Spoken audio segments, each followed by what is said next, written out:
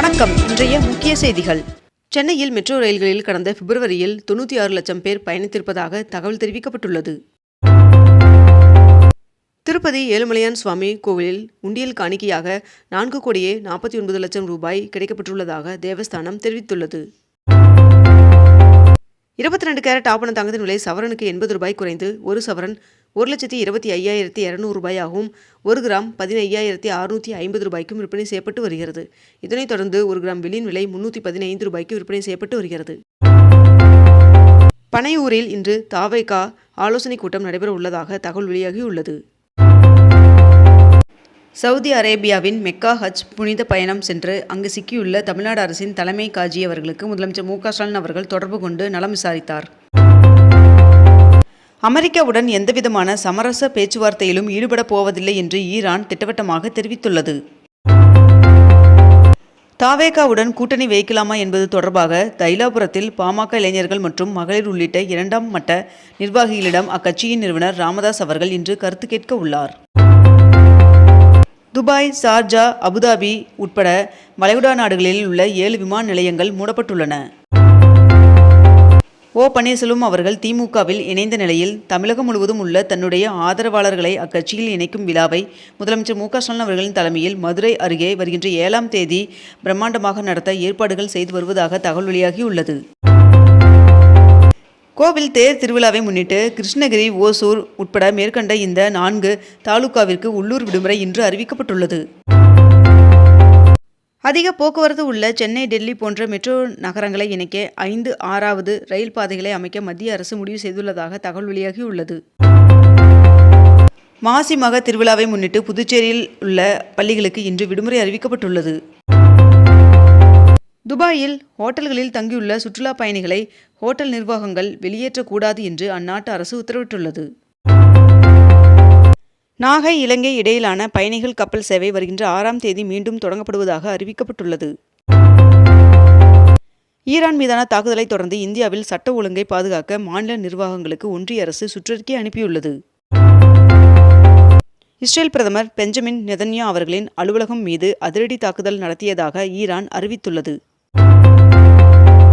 America, Israel தாக்குதலுக்கு பதிலடி தரும் வகையில் ஈரான் தாக்குதலை தீவிரப்படுத்தியதால் மேற்கு ஆசியாவில் பதற்றம் நிலவி வருகிறது.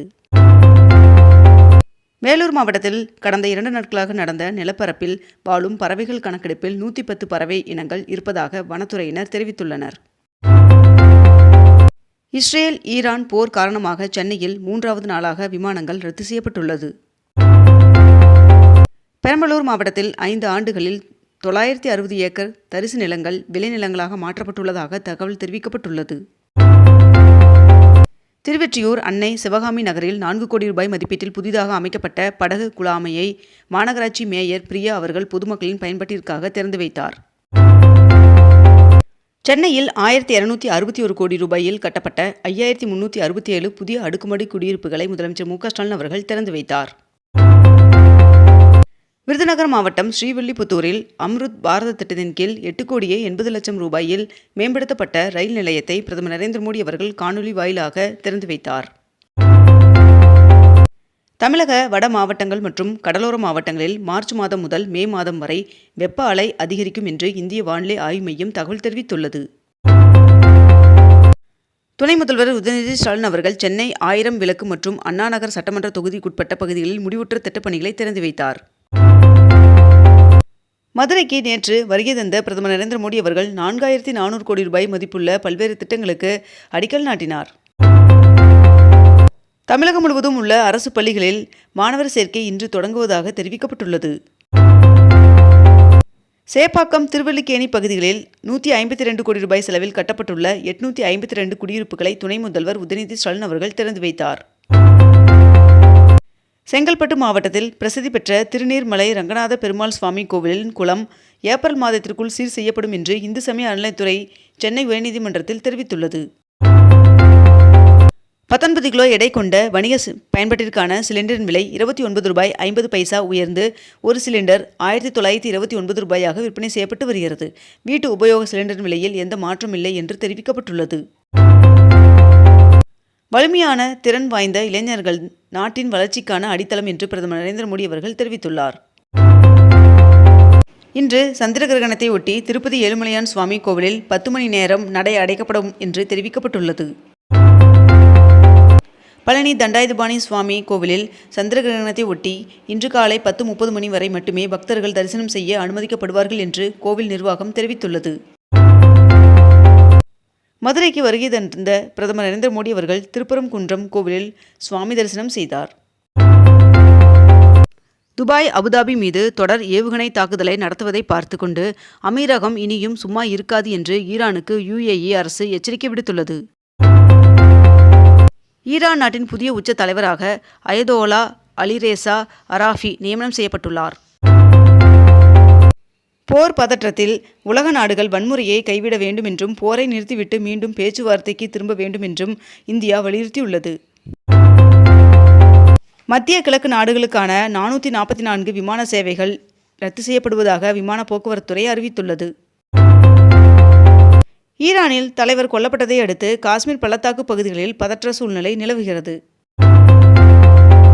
ஈரான் மீது அமெரிக்கா மற்றும் இஸ்ரேல் நடத்திய யூதாவின் கேடயம் தாக்குதலுக்கு பதிலடியாக மத்திய கிழக்கில் உள்ள அமெரிக்காவின் நட்பு நாடுகள் மீது ஈரான் தனது ஏவுகணை மற்றும் ட்ரோன் தாக்குதலை தீவிரப்படுத்தியுள்ளது. ஈரான் உச்ச தலைவர் அலி கமேனி அவர்கள் அமெரிக்கா மற்றும் இஸ்ரேலின் கூட்டு தாக்குதலில் கொல்லப்பட்ட செய்தி வெளியானதை தொடர்ந்து பாகிஸ்தானின் கராச்சியில் உள்ள அமெரிக்க தூதரகம் மீது மக்கள் ஆக்ரோஷமாக தாக்குதல் நடத்தியுள்ளனர். புதுச்சேரியில் 2713 கோடியில் திட்டப்பணிகளை பிரதமர் நரேந்திர மோடி அவர்கள் தொடங்கி வைத்தார். ஈரான் மீது இஸ்ரேல், அமெரிக்கா நடத்திய கூட்டு தாக்குதலில் 85 பள்ளி சிறுமிகள் உயிரிழந்ததாக தகவல் வெளியாகியுள்ளது.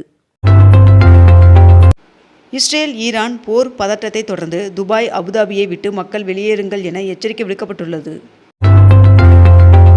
பிரதமர் நரேந்திர மோடி அவர்கள் நாடு முழுவதும் 14 வயது நிரம்பிய பெண்களுக்கு கருப்பை வாய் புற்றுநோய் இலவச தடுப்பூசி வழங்கும் திட்டத்தை தொடங்கி வைத்தார். ஈரான் இஸ்ரேல் போர் காரணமாக மத்திய கிழக்கு நாடுகளுக்கான அனைத்து விமான சேவைகளும் ரத்து செய்யப்படுவதாக ஏர் இந்தியா நிறுவனம் அறிவித்துள்ளது. இன்று முதல் UTS மொபைல் செயலி மூலம் பொது மற்றும் பிளாட்ஃபார்ம் டிக்கெட்டுகள் பதிவு செய்ய முடியாது என்று தெரிவிக்கப்பட்டுள்ளது. இஸ்ரேல் ஈரான் போர் பதட்டம் காரணமாக வளைகுடா நாடுகளில் வான்வெளி சேவை மூடப்பட்டுள்ளது.